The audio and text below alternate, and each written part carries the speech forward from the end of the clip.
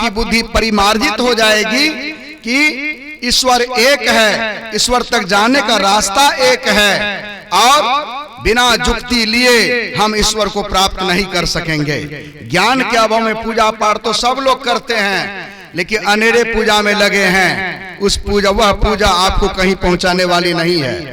चल रहे हैं, अब मंजिल का आपको पता नहीं है, कहां पहुंचेंगे आप? विचार कर देखिए। शांति सबको चाहिए, सभी लोग शांति की खोजी हैं। कोई धन में शांति खोज रहे हैं, कोई पद में शांति खोज रहे हैं, कोई विदेश में शांति खोजने जाते हैं, कोई करोड़पति बनकर शांति खोजने के प्रयास करते हैं, कोई लाखपति बन करके। लेकिन दुनिया में देखिए किसी भी तल पर कोई व्यक्ति सुखी नहीं है। शांति स्वरूप है परमात्मा। शांति बाहर की चीज नहीं है, शांति अंदर की चीज है। सत्संग सुनते सुनते जब विवेक जगेगा तो क्या करेंगे? गुरुजनों से सद्युक्ति जानेंगे और जान करके यह भी ज्ञान होगा वह परमात्मा कहां है, कहां रहता है, कैसा है, यह जानकारी होगी। परमात्मा का स्वरूप क्या है? जिस परमात्मा की प्राप्ति करने से शांति मिलेगी वह परमात्मा है कैसा? तो कबीर साहब कहते हैं, जाके मुंह माथा नहीं रूपक रूप, पुरुप बासते पतला ऐसा तत्व अनूप। वह परमात्मा कैसा है? परमात्मा को मुंह माथा कोई रंग रूप नहीं है। कैसा है? तो पुहुप मन होता है फूल, पुहुप बासते पतला। फूल को सभी लोग देखते हैं, लेकिन सुगंध को देखते ही आंख से अनुभव करते हैं, नाक से गंध ग्रहण करते हैं, पता चलता कि सुगंध है। जब परमात्मा सुगंध से भी ज्यादा पतला है, इस आंख से कैसे देखेंगे? कबीर साहब ने फिर दूसरे जगह कहा, श्रुप अखंडित चैतन्य सौ चैतन्य, आगे पीछे दाएं बाएं अनंत। वह परमात्मा जो है अखंडित, जिसका टुकड़ा नहीं होता, अखंडित है, अखंड है, जिसका टुकड़ा नहीं होता है, एक है। जब एक होंगे तभी अखंडित होंगे। एक से दो परमात्मा को मानेंगे तो खंड हो जाएगा, और जो सीमा के अंतर्गत होंगे उसका नाश हो जाएगा। वो परमात्मा हो नहीं सकते हैं। इसलिए परमात्मा एक है, इसलिए अखंडित है। चैतन्य सौ चैतन्य, वह परमात्मा क्या है? सर्वशक्तिमान है, जो चेतन को भी चेतनता प्रदान करे। ब्रह्मा विष्णु महेश 33 करोड़ देवता, ब्रह्मा विष्णु महेश को जो शक्ति प्रदान करे, जिनकी शक्ति से भगवान ब्रह्मा सृष्टि करते हैं, जिनकी थोड़ी शक्ति से भगवान शिव संहार करते हैं, जिनकी थोड़ी शक्ति को लेकर भगवान विष्णु संसार का पालन करते हैं, सभी देवता देवी देवता जिनकी शक्ति से संसार का काम संचालित करते हैं, जो चेतन को भी चेतनता प्रदान करे, जो इस आत्मा को भी शक्ति प्रदान करे, वही है परमात्मा। 33 करोड़ देवता, सभी जीव जंतु, धरती आकाश, सभी चांद सूरज, सभी तारे गण को जो शक्ति प्रदान करे, वही है परमात्मा। चैतन्य सौ चैतन्य, आगे पीछे दाएं बाएं अनंत, वह परमात्मा सब जगह है। सबके मध्य निरंतर साईं दृष्टि दृष्टि सो देखा, चाम चश्मों सो नजर न आवे, खोजो रूह की नैना। कहते वह परमात्मा सबके मध्य निरंतर साईं है, सबके बीचे हरदम रहते हैं, लेकिन हम देख नहीं पाते हैं। क्यों? सबके मध्य निरंतर साईं दृष्टि दृष्टि सो देखा। कैसे देखेंगे? तो कबीर साहब ने बड़ी अद्भुत बात कह दी, कहा दृष्टि दृष्टि सो देखा। यह दृष्टि, जिस दृष्टि के पावर से यह दृष्टि देखती है, उसी दृष्टि से परमात्मा को देखेंगे। 5 तरह की दृष्टि होती है, जागृत की दृष्टि, स्वप्न की दृष्टि, मानस दृष्टि, तब दिव्य दृष्टि, तब आत्म दृष्टि। जब मन की दृष्टि सिमटेगी, कहते गुरुजनों से जुक्ति जानिए। गुरु महाराज भी यह बात कहते हैं वह परमात्मा के विषय में। कबीर साहब ने कह दिया, चाम चश्म सो नजर आवे, खोजो रूह की नैना, स्पष्ट किया। गुरु महाराज भी यही बात कहते हैं। गुरु महाराज कहते हैं, जीवो परम पिता निज चिन्हो, कहते संतन हितकारी, द्वैत प्रपंच के सागर बूढ़ो सहो दुख भारी, तन मन इंद्र ने संग अजाना होती ख्वारी। जब तक हम लोग तन मन इंद्रियों के संग में रहेंगे तो अज्ञानता में रहेंगे। अज्ञानता में, बच्चा लोग बैठ जाओ, बैठो।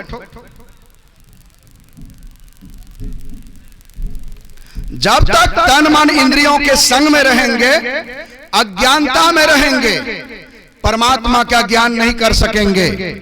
जब तक अज्ञानता में रहेंगे तो ख्वारी माने फजीहत, दुर्दशा आपकी होती रहेगी। परमात्मा से अलग रहेंगे, आपकी दुर्दशा फजीहत होती रहेगी। तो कहते हैं गुरुगम से सुषमन में बैठ कर अंतर पथधारी। गुरुजनों से भजन भेद लीजिए। गुरु महाराज कहते वह परमात्मा जो है प्रभु वर्णन में आवे नाही, अकथ अनामी अहे सब माही।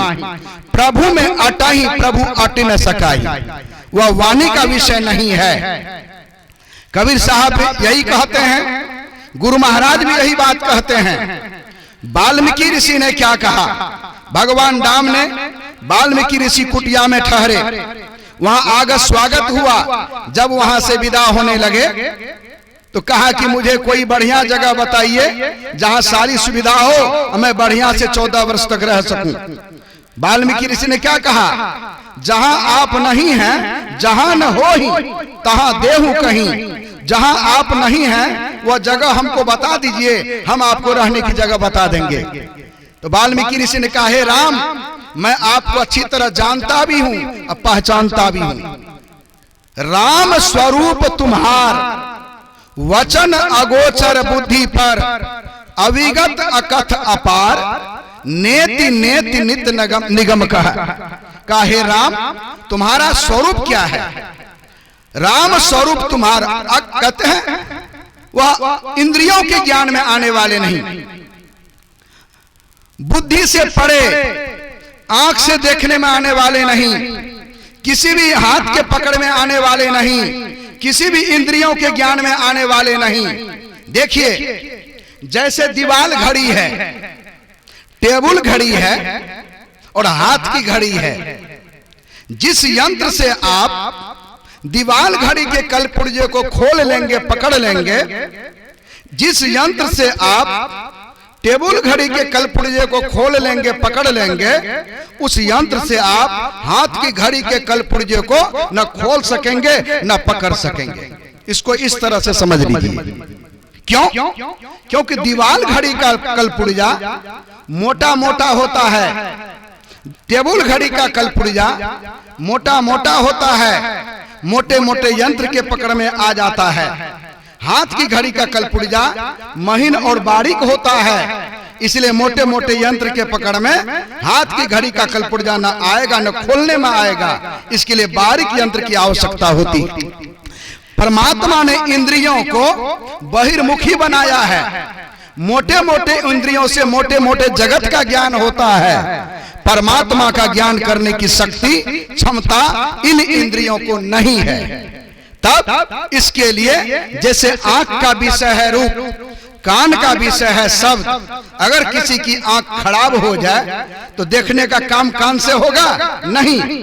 उसी तरह एक एक इंद्रियों से एक एक विषय का ज्ञान होता है। दूसरे विषय का ज्ञान करने की शक्ति दूसरे इंद्रियों को नहीं है। उसी तरह जैसे इंद्रियों से विषय का ज्ञान होता है, वह परमात्मा जो है आत्मा का विषय है। आत्मा से ही जैसे सूर्य के प्रकाश से सूर्य का ज्ञान होता है, उसी तरह आत्मा के प्रकाश से आत्मा का ज्ञान होगा। गुरु से जुक्ति जानकर एक नाम का जप, एक रूप का ध्यान, दृष्टियों की क्रिया करेंगे, आप वह क्षमता पैदा होगी। करते करते करते करते आपकी दृष्टि, आपका मन इतना सिमट जाएगा कि उस सूक्ष्माति सूक्ष्म जगह पर जिस दिन दृष्टि टिक गई, उसी दिन काला काला बिंदु, फिर चमचमाता हुआ बिंदु कई रंगों का दिखाई देगा। होते होते वह द्वार खुलेगा, परमात्मा का ज्योति और शब्द का सहारा मिलेगा। जहां ज्योति है वहीं शब्द है। शब्द को सुनते सुनते जीव स्थूल सूक्ष्म कारण महाकारण, चार जड़ शरीर एक चेतन शरीर को जीव पार करता है, तब अपने स्वरूप में प्रतिष्ठित होता है। और जब अपने स्वरूप का ज्ञान हो जाता है, जो कोई रूह आपने देखा सो साहब को देखा, कहे कबीर स्वरूप हमारा साहब को दिल देखा। आत्मा से ही परमात्मा का ज्ञान हो जाता है, भक्ति की पूर्णता होती है, जीव मुक्ति को प्राप्त कर लेता है, मानव जीवन सफल होता है। परमात्मा सुख स्वरूप है, शांति स्वरूप है। जीव सुख स्वरूप परमात्मा को पा करके सदा से के दुख से छूटकर सदा की शांति पाता है। एक बार वह काम कर लीजिए, फिर दुख का मुख कभी नहीं देखना पड़ता है। यही संत मत का ज्ञान है। यह ज्ञान संत मत के सत्संग में ही होता है। दुनिया में 350 संप्रदाय है, लेकिन संत मत के सत्संग में 2 तरह का सत्संग हर जगह होता है। राम भक्ति सगुण भक्ति का प्रचार, कर्तव्य का ज्ञान। लेकिन संत मत के सत्संग में 3 तरह का की धारा बहती है। निर्गुण भक्ति का प्रचार भी संत मत सत्संग के द्वारा होता है। प्यारे लोगों, सुनिए, समझिए, जीवन में उतारिए। अपने आप को पाप कर्मों से बचाने वाला ही उस परम रस को पी सकते हैं, परम तत्व को प्राप्त कर सकते हैं। जिसका मन कमजोर है, जिसका विचारधारा कमजोर है, जिसका सोच कमजोर है, जिन लोगों का, ऐसे कमजोर मन वाले से भजन नहीं होगा। भजन करने के लिए मजबूत मन वाला बनना पड़ेगा। और सिमटों का ज्ञान यह संत मत का ज्ञान है। गुरु महाराज से किसी ने पूछा कि आप जो है किसको मानते हैं, किस मत को? कहा कि हम लोग अंतर्मुखी मत को मानते हैं। यह संत मत अंतर्मुखी मत है। इन सारी बातों को सुनिए। यह 2 दिवसीय जिला अधिवेशन का सत्संग है। आज प्रथम पाली का सत्संग है और बात सुनेंगे। बोलिए श्री सद्गुरु महाराज की जय।